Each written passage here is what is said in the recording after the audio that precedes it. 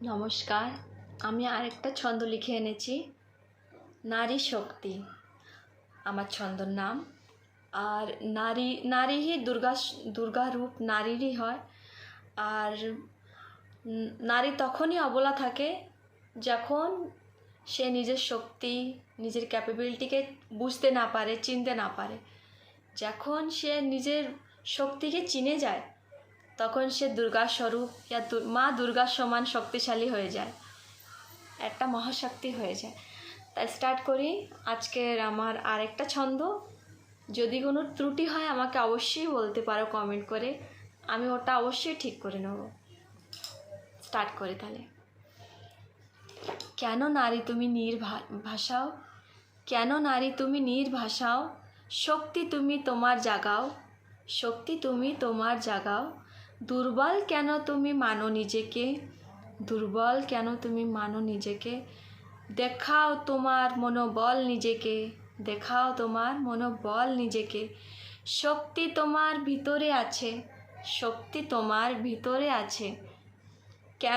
কেন তোমার চোখে জল ভাসে, মোছো এবার চোখের জল নিজের।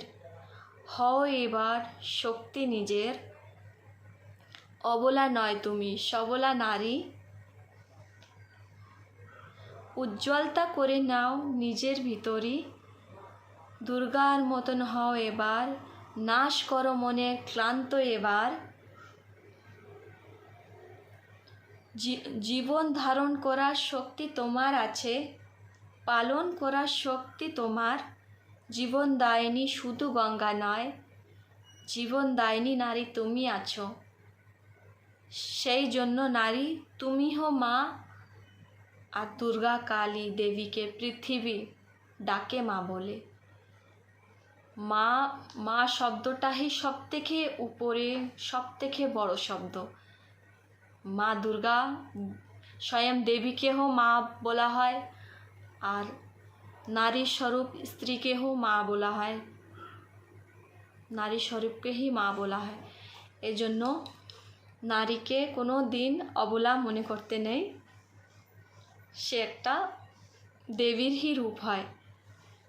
এবার আমি যদি কোনো ত্রুটি করে থাকি এই ছন্দতে তা আমাকে অবশ্যই বলতে পারো।